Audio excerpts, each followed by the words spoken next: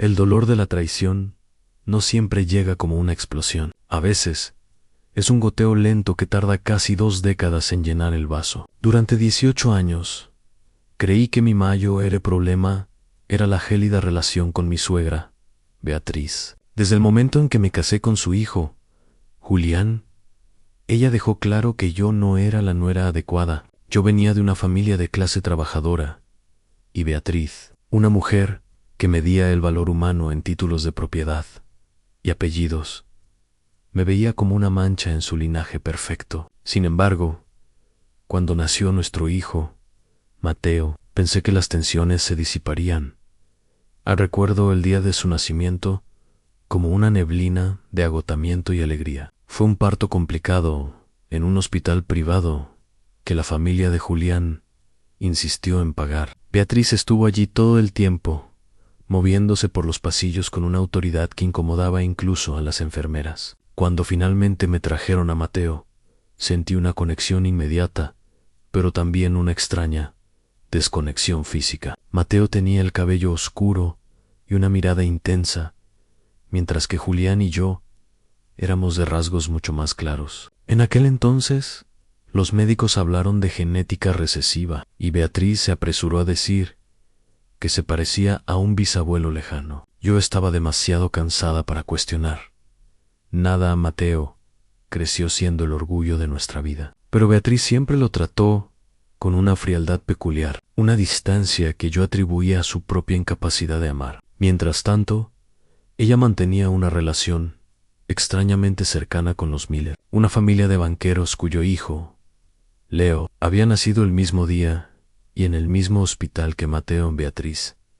Siempre comparaba a los dos niños, alabando la distinción natural de Leo, mientras criticaba, sutilmente, cualquier pequeño error de Mateo. Yo nunca entendí por qué mi suegra parecía más interesada en el hijo de otra mujer que en su propio nieto.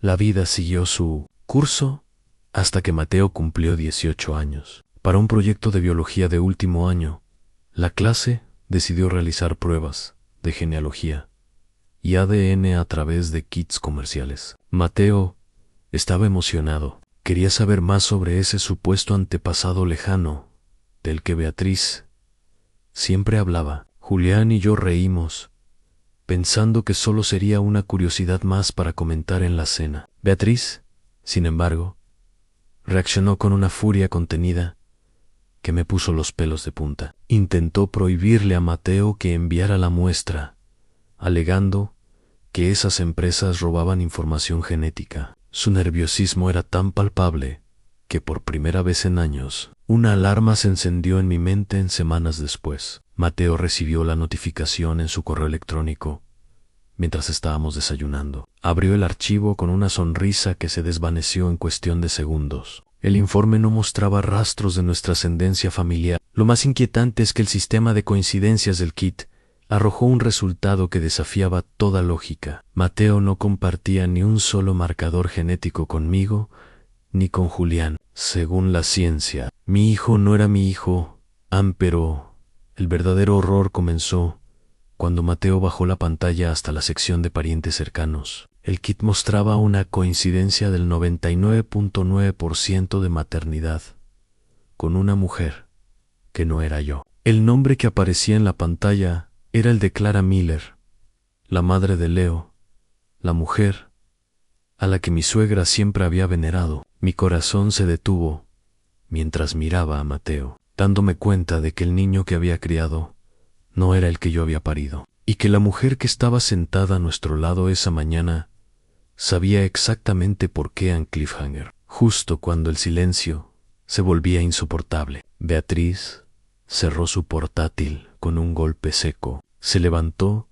sin decir una palabra y salió de la casa, pero no antes de que viéramos que su teléfono mostraba una llamada entrante de la enfermera jefe que nos atendió hace 18 años en el mundo, tal como lo conocía, se desintegró en ese desayuno. Julián estaba en estado de shock, mirando los resultados del ADN como si fueran jeroglíficos. Mateo, mi dulce Mateo, temblaba. No podía dejar de mirarlo. Para mí, Él era mi hijo, sin importar lo que dijera un trozo de papel. Pero la implicación de lo que había sucedido era un abismo de maldad que apenas empezaba a comprender. Si Mateo era el hijo de los Miller, entonces mi hijo biológico estaba viviendo una vida que no le pertenecía. A solo unas calles de distancia, empecé a investigar sin descanso, mientras Julián intentaba procesar el dolor a través del silencio. Yo me convertí en una detective alimentada por la rabia. Recuperé los registros del hospital de hace 18 años y noté algo que antes me pareció trivial. Mi suegra había hecho una donación masiva al ala de maternidad apenas una semana antes del parto, pero lo más revelador fue encontrar el nombre de la enfermera que había estado a cargo esa noche. Elena Bacan. Elena había pasado de ser una enfermera con deudas a comprar una casa de campo al contado. Solo meses después del nacimiento de Mateo, confronté a Beatriz unos días después. No hubo lágrimas, solo una frialdad que me heló la sangre. Ella no negó los resultados. En cambio, tuvo la audacia de decir que lo había hecho por el bien de la familia. Según su lógica retorcida, yo no era capaz de darle a Julián un heredero con el estatus necesario. Ella quería que el linaje de los Miller, con su poder y prestigio, se mezclara con el suyo. Había sobornado a Elena para intercambiar las pulseras de los bebés en la cuna, asegurándose de que su nieto real creciera en la opulencia de los Miller, mientras Mateo, el hijo de los Miller, crecía bajo su vigilancia y desprecio sistemático. A Mateo escuchó todo desde el pasillo. La traición de su propia abuela, la mujer que lo había hecho sentir inferior toda su vida, fue el golpe final. Beatriz no mostró remordimiento. Para ella, los niños eran piezas de ajedrez y nosotros solo peones en su tablero de estatus social. Julián, finalmente, despertando de su letargo, le exigió que se fuera de nuestra casa, pero Beatriz se limitó a sonreír, recordándonos que ella todavía controlaba el fideicomiso que pagaba los estudios de Mateo. La noticia del intercambio de bebés no se quedó dentro de nuestras paredes. Clara Miller, al ser contactada por Mateo a través de la plataforma de ADN, respondió con un mensaje cargado de desesperación. Ella también había notado inconsistencias durante años, pero el poder de su marido y la influencia de Beatriz la habían mantenido callada, haciéndole creer que estaba loca por dudar. Acordamos encontrarnos en un parque neutral para ver a Leo, mi hijo biológico, por primera vez sabiendo la verdad. Tan cuando Leo caminó hacia nosotros, el aire se escapó de mis pulmones. Era la viva imagen de mi padre. Tenía mis ojos, mi forma de caminar, incluso la pequeña cicatriz en la ceja que Julián también tiene. El encuentro fue una mezcla insoportable de alegría y un luto violento por los años perdidos. Pero mientras nos abrazábamos, noté que alguien nos observaba desde un coche negro estacionado a la distancia. No era Beatriz, era el marido de Clara, un hombre que parecía más preocupado por el escándalo que por el bienestar de su hijo en Cliffhanger. Esa misma noche recibí una llamada anónima. Una voz distorsionada me advirtió que si seguíamos adelante con la denuncia, Mateo perdería mucho más que su herencia. La voz me dijo que Elena, la enfermera, acababa de tener un accidente y que nosotros seríamos los siguientes.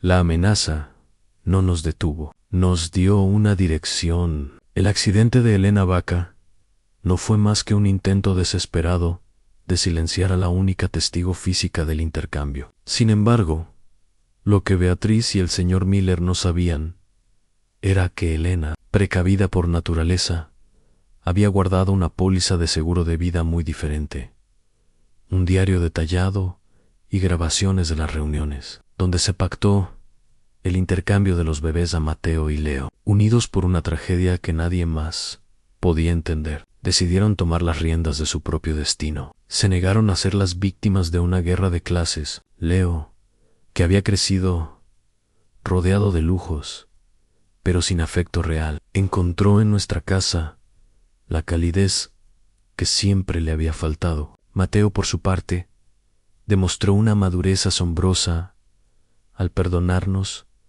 por algo de lo que no éramos culpables, centrando toda su furia justificada en Beatriz.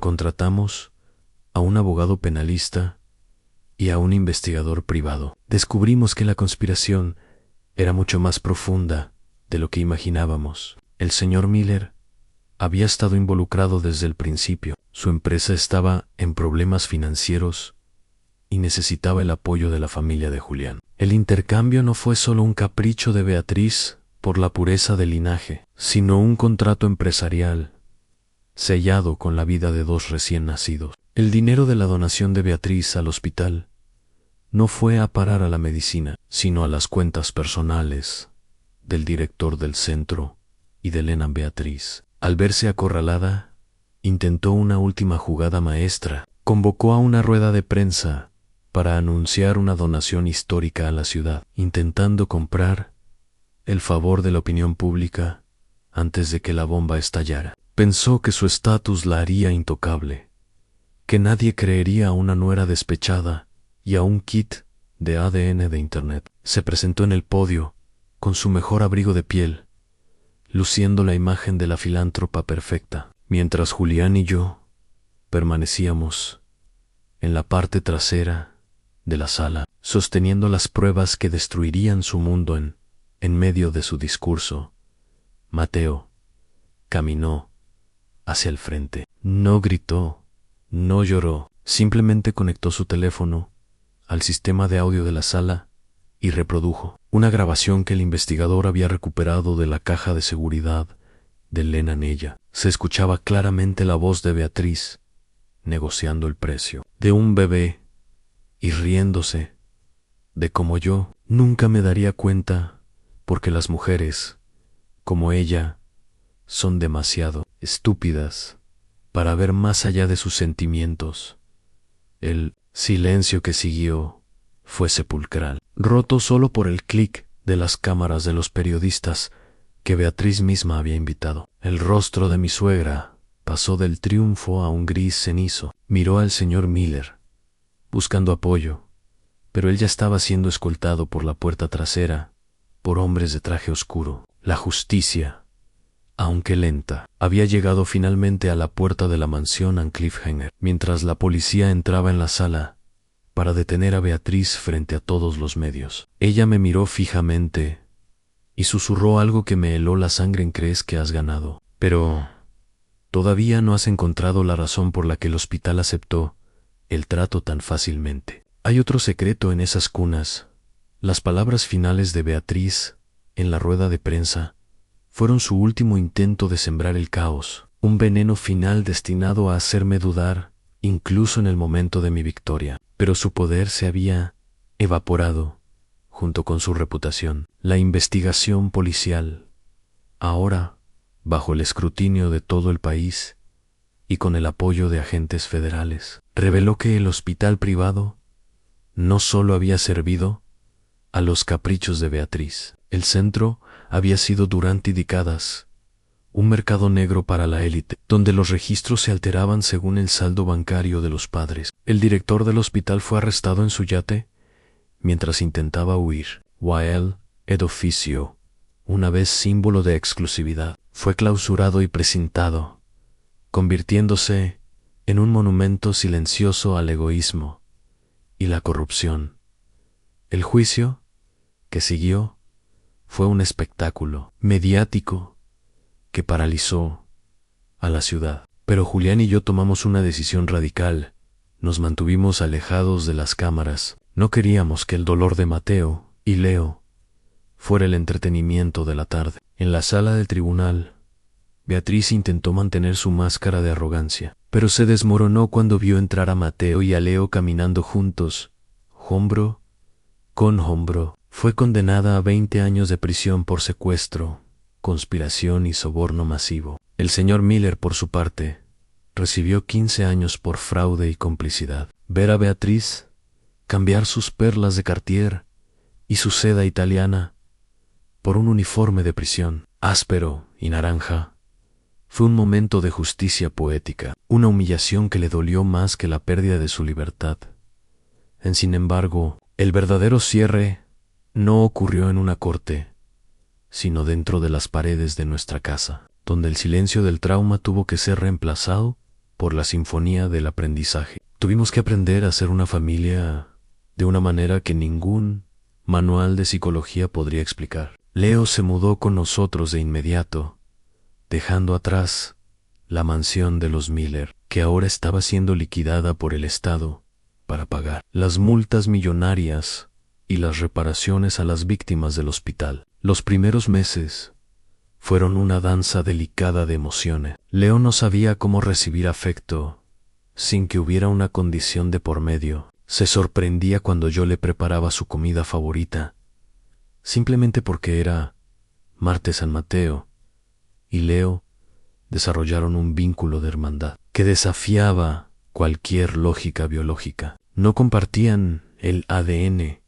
pero compartían la cicatriz de haber sido arrancados de sus verdaderos hogares. Pasaban horas en el porche, hablando sobre cómo sus vidas habrían sido si Beatriz no hubiera intervenido. Leo descubrió que su pasión por la música, algo que el señor Miller siempre había reprimido, por considerarlo una distracción vulgar para un heredero, podía finalmente florecer. Compramos un piano de segunda mano, y el sonido de sus notas llenando la casa se convirtió en el bálsamo que terminó de cerrar nuestras heridas. Julian, Y y nos encontramos en la extraña pero hermosa posición de criar a dos hijos de 18 años al mismo tiempo. Fue un desafío reconstruir los puentes con Leo mientras reafirmábamos nuestro amor incondicional por Mateo, asegurándole cada noche que, aunque no lo hubiéramos engendrado, él siempre sería el hijo de nuestro corazón. Julián, que durante años vivió bajo la sombra de la aprobación de su madre, finalmente encontró su propia voz. Renunció a la empresa familiar, que estaba manchada por el escándalo, y abrió un pequeño despacho de consultoría ética, dedicando su tiempo a asesorar a fundaciones que ayudaban a niños en situaciones de vulnerabilidad. Clara Miller, liberada del peso del secreto y de un marido opresor, se convirtió en una presencia constante. El divorcio le devolvió la identidad que Beatriz le había robado, aunque el dolor de haber perdido los primeros 18 años de la vida de su hijo biológico, Mateo, era una espina que siempre llevaría clavada. Aprendió a encontrar alegría en los pequeños detalles, en las cenas de los domingos, las graduaciones universitarias y los cumpleaños compartidos. Nos convertimos en una familia extendida y poco convencional, unida no por la pureza del linaje que tanto ansiaba Beatriz, sino por la pureza de la verdad. La mansión de los Miller, ese mausoleo de frialdad y secretos, fue finalmente demolida por orden municipal. En su lugar, y gracias a una parte del dinero recuperado de los fideicomisos ilegales de Beatriz, se construyó un centro comunitario y un parque público. Fue una decisión de Mateo y Leo. Querían que el lugar donde se gestó la mentira se convirtiera en un espacio donde todos los niños de la ciudad, sin importar su apellido o el estatus de sus padres, pudieran jugar en libertad. Y bajo el sol, Beatriz intentó apelar su sentencia en 3 ocasiones, utilizando su supuesta salud frágil como excusa, pero sus peticiones fueron denegadas sistemáticamente por jueces que no olvidaban la magnitud de su crimen. Murió sola en la enfermería de la prisión 5 años después de su condena. No hubo funeral público. Solo Julián asistió para cerrar ese capítulo oscuro de su vida. Ella se llevó a la tumba la soledad que ella misma sembró, rodeada únicamente por el recuerdo de un imperio que se derrumbó por su propia maldad. Hoy, cuando me detengo un momento y miro por la ventana hacia el jardín, veo a Mateo y a Leo riéndose mientras lavan el coche, salpicándose de agua, como si volvieran a tener 5 años. Ya no busco similitudes físicas en sus rostros, ni me atormento por los años que nos robaron. He aprendido que la maternidad no se define por un registro de nacimiento o un kit de ADN de un proyecto escolar. Se define por el valor de luchar contra las sombras, por la paciencia de sanar un corazón roto y por la capacidad de amar a quien el destino puso en tus brazos, sea o no de tu propia sangre.